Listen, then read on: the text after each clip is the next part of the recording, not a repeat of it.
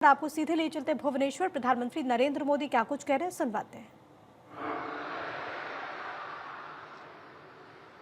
कार्यक्रम में उपस्थित ओडिशा के गवर्नर श्री हरिबाबू, यहां के लोकप्रिय मुख्यमंत्री श्री मोहन चरण मांझी जी, केंद्रीय मंत्रिमंडल के मेरे साथी मंत्रीगण, ओडिशा सरकार के मंत्री, सांसदगण, विधायकगण, उद्योग और व्यापार जगत के प्रमुख उद्यमी साथी, देश और दुनिया के इन्वेस्टर्स और ओडिशा के मेरे प्यारे भाई और बहनों, जनवरी महीने में यानी 2025 के प्रारंभ में ही ओडिशा का ये मेरा दूसरा दौरा है। कुछ दिन पहले ही मैं यहां प्रवासी भारतीय दिवस के आयोजन का हिस्सा बना था। अब आज यहां उत्कर्ष ओडिशा कॉन्क्लेव में आपके बीच आया हूं। मुझे बताया गया है कि ये ओडिशा में अब तक की सबसे बड़ी बिजनेस समिट है।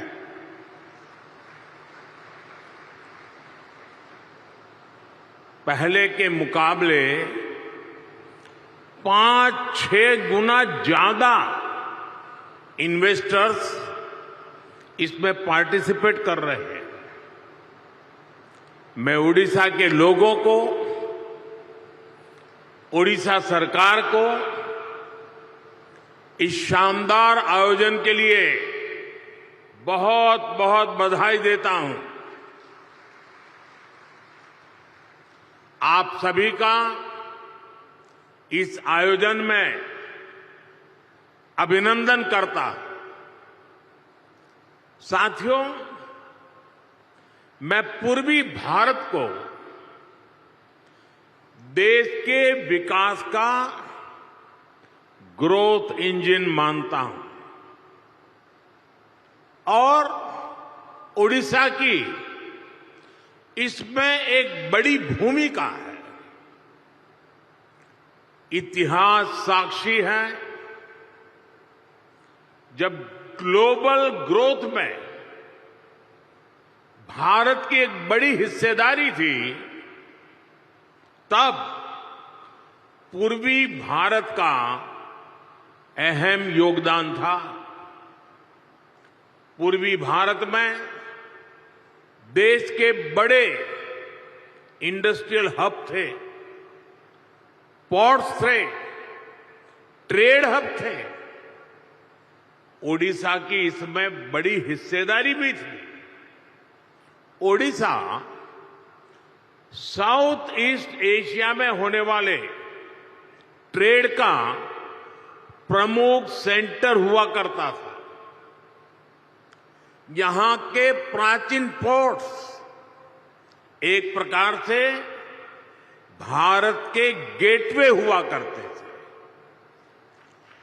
आज भी ओडिशा में हर वर्ष बाली यात्रा मनाई जाती है। अभी इंडोनेशिया के राष्ट्रपति जी आए थे और वो तो यहां तक बोल गए कि शायद मेरे डीएनए में ओडिशा है।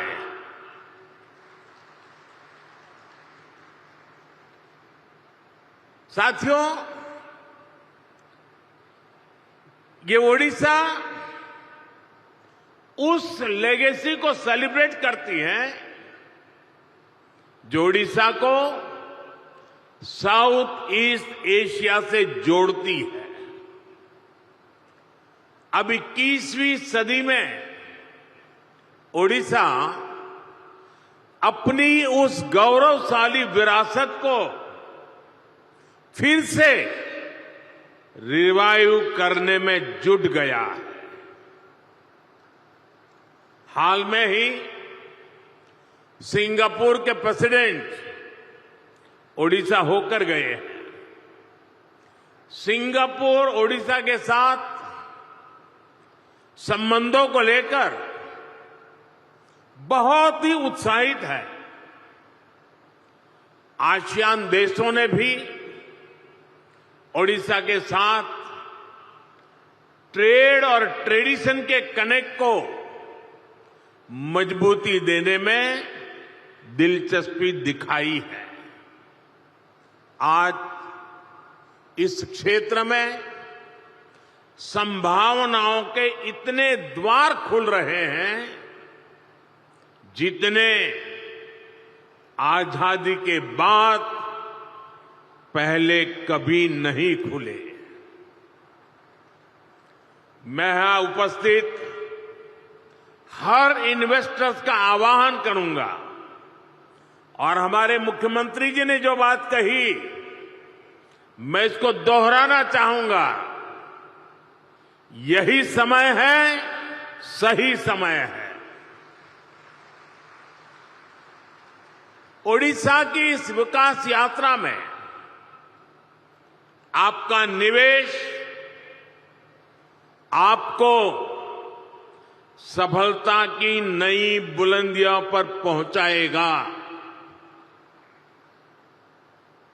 और ये मोदी की गारंटी है।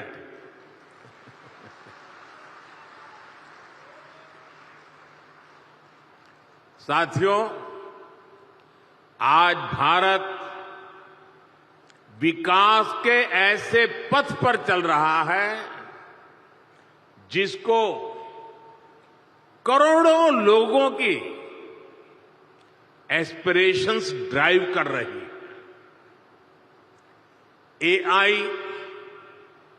एआई का युग है। आर्टिफिशियल इंटेलिजेंस ही इसकी चर्चा है, लेकिन भारत के लिए तो एआई सिर्फ नहीं, एस्पिरेशन ऑफ इंडिया हमारी ताकत है। और एस्पिरेशन तब बढ़ती है जब लोगों की नीड्स पूरी होती है। बीते दशक में करोड़ों देशवासियों को एम्पावर करने का लाभ आज देश को दिख रहा है। ओडिशा भी इसी एस्पिरेशन को रिप्रेजेंट करता है। ओडिशा आउटस्टैंडिंग है। ओडिशा नए भारत के ऑप्टिमिज्म और ओरिजिनलिटी का प्रतीक है। ओडिशा में अपॉर्चुनिटीज भी हैं और यहां के लोगों ने हमेशा आउट परफॉर्म करने का जुनून दिखाया है।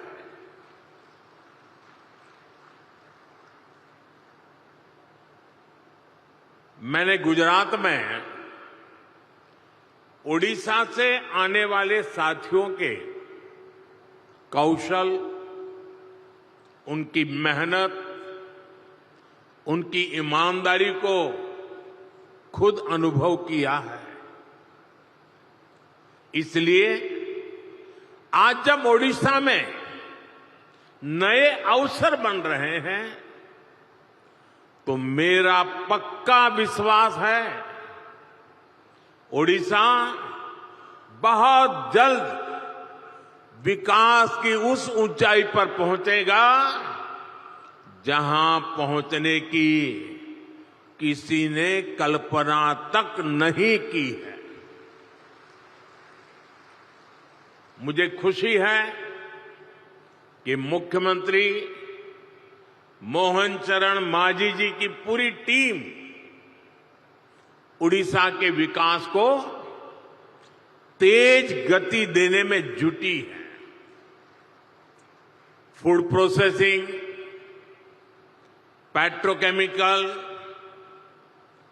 Port-lead development, fisheries, IT, edutech, textile, tourism, mining, green energy, ऐसी हर इंडस्ट्री में उड़ीसा भारत के लीडिंग राज्यों में से एक बन रहा है।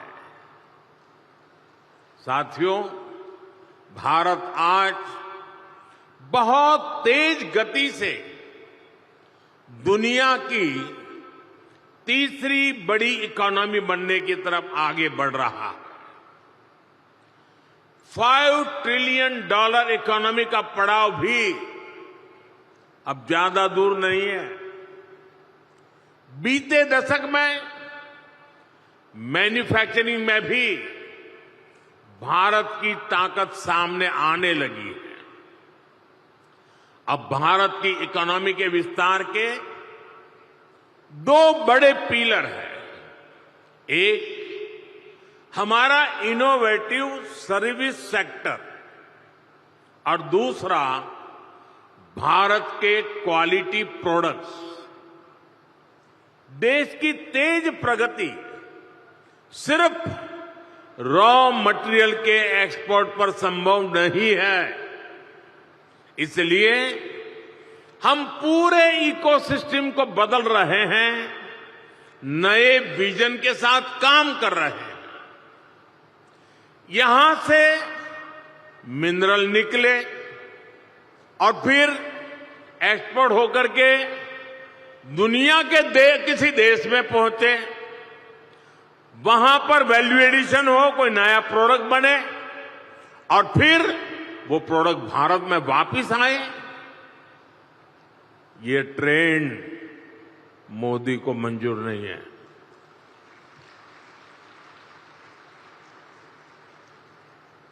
इस ट्रेंड को अब भारत बदल रहा है। यहां के समंदर से सी फूड निकले और फिर दुनिया के किसी दूसरे देश में वो प्रोसेस होकर बाजारों में पहुंचे। ये ट्रेंड भी भारत बदल रहा है। ओडिशा में जो रिसोर्सेज हैं, उससे जुड़ी इंडस्ट्रीज भी यहीं लगे। इस दिशा में हमारी सरकार काम कर रही है।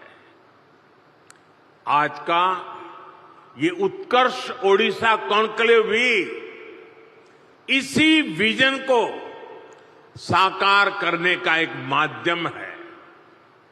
साथियों, आज दुनिया सस्टेनेबल लाइफस्टाइल की बात कर रही है, ग्रीन फ्यूचर की तरफ बढ़ रही है।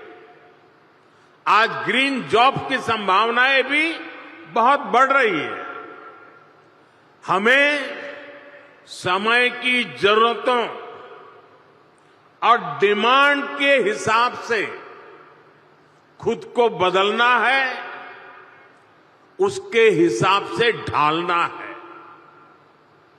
इसी सोच के साथ ही भारत ग्रीन फ्यूचर पर, ग्रीन टेक पर इतना फोकस कर रहा है। सोलर हो, विंड हो, हाइड्रो हो, ग्रीन हाइड्रोजन हो, ये विकसित भारत की एनर्जी सिक्योरिटी को पावर करने वाले हैं। इसके लिए ओडिशा में बहुत सारी संभावनाएं हैं। आज देश में हमने राष्ट्रीय स्तर पर ग्रीन हाइड्रोजन मिशन और सोलर पावर मिशन शुरू किए हैं। ओडिशा में भी रिन्यूएबल एनर्जी से जुड़ी इंडस्ट्री को प्रमोट करने के लिए बड़े पॉलिसी डिसीजंस हो रहे हैं। हाइड्रोजन एनर्जी के प्रोडक्शन के लिए भी यहां काफी सारे कदम उठाए जा रहे हैं।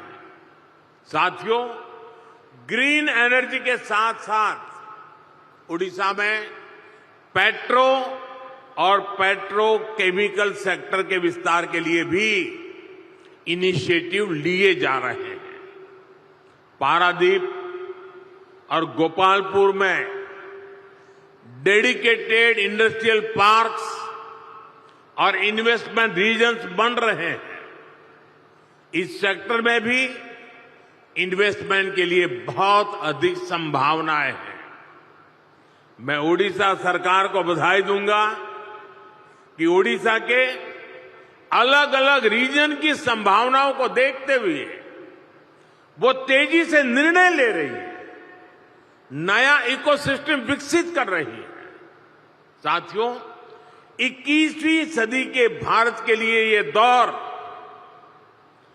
कनेक्टेड इंफ्रास्ट्रक्चर का है, मल्टी मॉडल कनेक्टिविटी का है। जिस स्केल पर, जिस स्पीड से भारत में आज स्पेशलाइज्ड इंफ्रास्ट्रक्चर का निर्माण हो रहा है, वो भारत को इन्वेस्टमेंट का शानदार डेस्टिनेशन बना रहा है। डेडिकेटेड फ्रेट कॉरिडोर से ईस्ट और वेस्ट की कोस्टलाइन को कनेक्ट किया जा रहा है।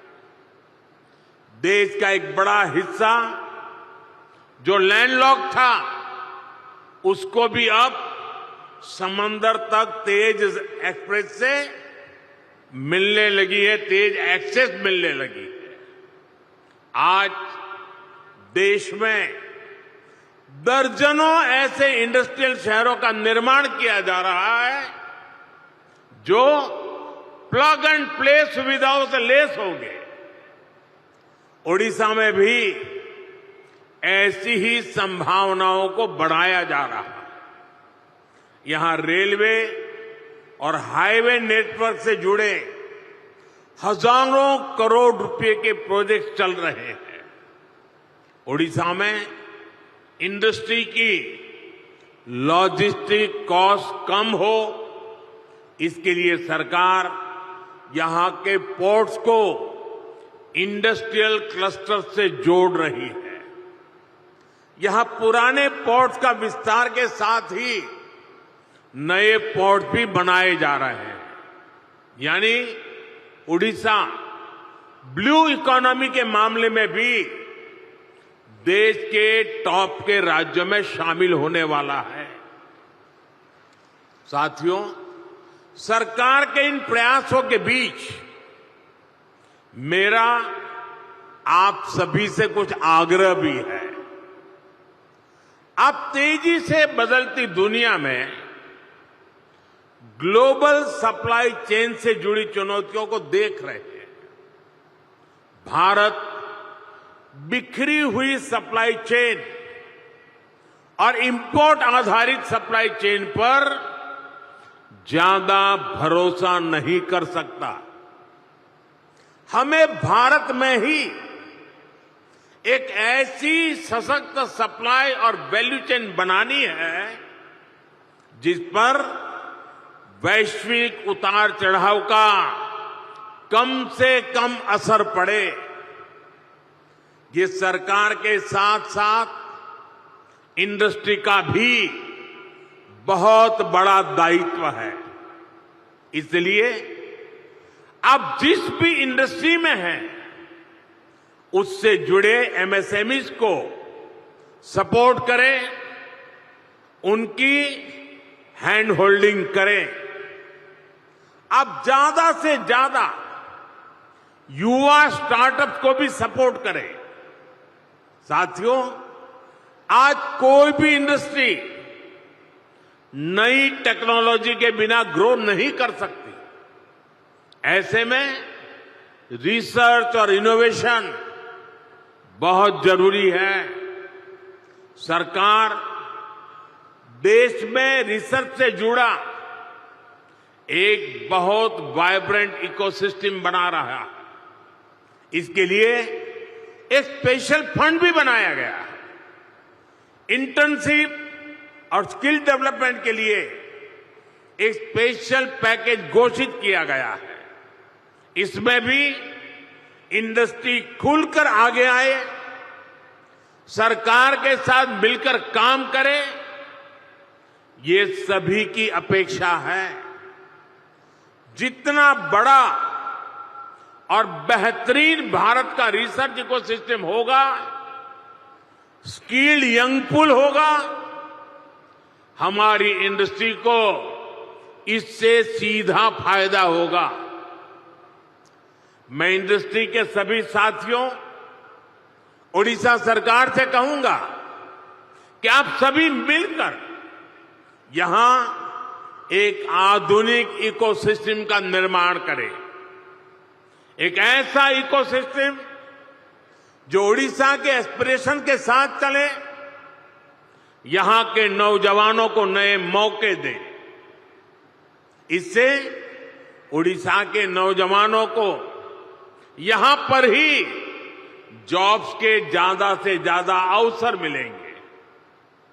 ओडिशा समृद्ध होगा, ओडिशा सशक्त होगा, ओडिशा का उत्कर्ष होगा। साथियों, आप सभी दुनिया भर में जाते हैं, दुनिया भर के लोगों से मिलते हैं। आज दुनिया में भारत को जानने समझने की उत्सुकता आप चारों तरफ अनुभव करते हैं। भारत को समझने के लिए ओडिशा एक बेहतरीन डेस्टिनेशन है। यहां हजारों वर्ष की हमारी हेरिटेज है, हिस्ट्री है। आस्था, आध्यात्म, घने जंगल, पहाड़, समंदर, हर चीज के दर्शन एक ही जगह पर होते हैं। ये राज्य विकास और विरासत का अद्भुत मॉडल है। इसी भाव के साथ ही हमने G20 के कल्चर से जुड़े इवेंट उड़ीसा में रखे थे। कोणार्क सन टेम्पल के चक्र को हमने G20 के मेन इवेंट का हिस्सा बनाया था। उत्कर्ष ओडिशा में हमें ओडिशा के इस टूरिज्म पोटेंशियल को भी एक्सप्लोर करना है। यहां की 500 किलोमीटर से लंबी कोस्टलाइन, 33% से ज्यादा का forest cover, eco tourism, adventure tourism की अनंत संभावनाएं आपका इंतजार कर रही है। आज भारत का फोकस है वेट इन इंडिया। आज भारत का मंत्र है हील इन इंडिया। और इसके लिए ओडिशा का नेचर, यहां की प्राकृतिक सुंदरता बहुत मददगार है। साथियों, आज भारत में कॉन्फ्रेंस टूरिज्म का भी बहुत पोटेंशियल बन रहा है। दिल्ली में भारत मंडपम और यशोभूमि जैसे वेन्यू, इसके बड़े सेंटर बन रहे हैं। भुवनेश्वर में भी बहुत बढ़िया कन्वेंशन सेंटर का लाभ मिल सकता है। इसी से जुड़ा एक और नया सेक्टर कंसर्न इकोनॉमी का है। जिस देश में म्यूजिक, डांस, स्टोरी टेलिंग की इतनी समृद्ध विरासत है, जहां युवाओं का इतना बड़ा पूल है, जो कंसर्ट्स का बहुत बड़ा कंज्यूमर है, वहां कंसर्ट इकोनॉमी के लिए अनेक संभावनाएं हैं। आप देख रहे हैं कि बीते 10 सालों में लाइव इवेंट्स का चलन और डिमांड दोनों बढ़े हैं। पिछले कुछ दिनों में आपने मुंबई और अहमदाबाद में हुए कोल्ड प्ले कॉन्सर्ट की शानदार तस्वीरें देखी होगी। ये इस बात का प्रमाण है कि लाइव कॉन्सर्ट्स के लिए भारत में कितना स्कोप है। दुनिया के बड़े बड़े कलाकार, बड़े बड़े आर्टिस्ट भी भारत की तरफ आकर्षित हो रहे हैं। ये इवेंट से भी जो रेवेन्यू जनरेट होता है, जो परसेप्शन बनता है, वो भी इकोनॉमी को आगे बढ़ाता है। और ओडिशा में भी इसकी बहुत संभावनाएं हैं।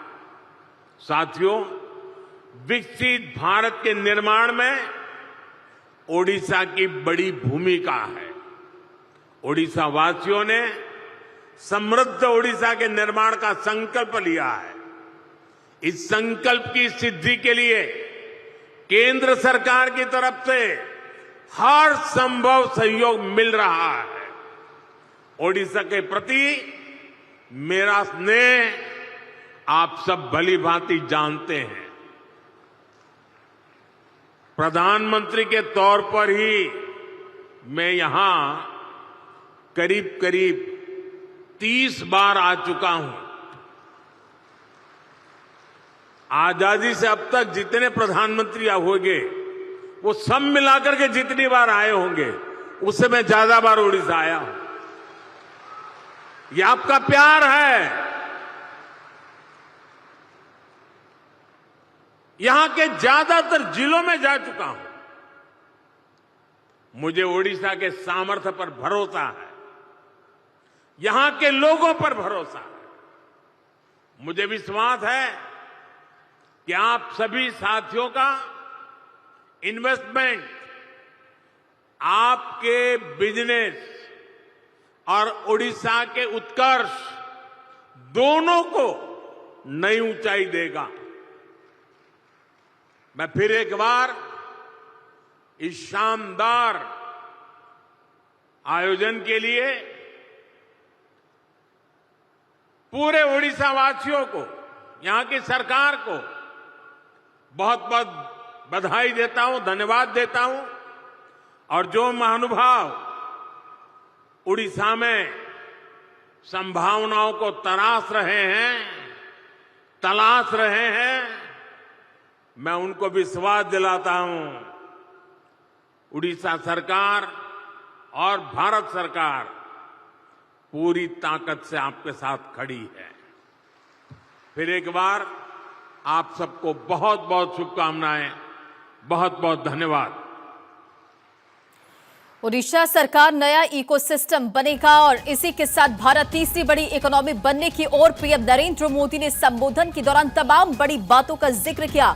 सरकार के प्रयासों के बीच मेरा आपसे कुछ आग्रह भी है, पीएम मोदी ने कहा। तेजी से बदलती दुनिया में आप ग्लोबल सप्लाई चेन से जुड़ी चुनौतियों को देख रहे हैं। भारत बिखरी हुई सप्लाई चेन और आयात आधारित सप्लाई चेन पर ज्यादा भरोसा नहीं करता। प्रधानमंत्री ने आगे ये कहा कि हमें भारत में भी एक सशक्त सप्लाई चेन बनानी है जिस पर वैश्विक उतार चढ़ाव का काम जो कम से कम असर पड़े। और साथ ही ये भी पीएम ने कहा कि ये सरकार के साथ साथ इंडस्ट्री का भी बहुत बड़ा दायित्व है, इसलिए आप जिस भी क्षेत्र में हैं उससे जुड़े एमएसएमईज को सहायता करें। पीएम नरेंद्र मोदी ने संबोधन के दौरान इन तमाम बातों का जिक्र मंच से किया। तो हमें समय के साथ खुद को बदलना है, प्रधानमंत्री ने संबोधन के दौरान कहा। पीएम ने कहा कि भारत की अर्थव्यवस्था के दो बड़े स्तंभ हैं, हमारा इनोवेटिव सर्विस सेक्टर और भारत के क्वालिटी प्रोडक्ट्स। देश की पीएम ने कहा कि देश की तेज प्रगति केवल कच्चा माल के निर्यात में से संभव नहीं है। तो इन तमाम बातों का जिक्र पीएम नरेंद्र मोदी ने किया है।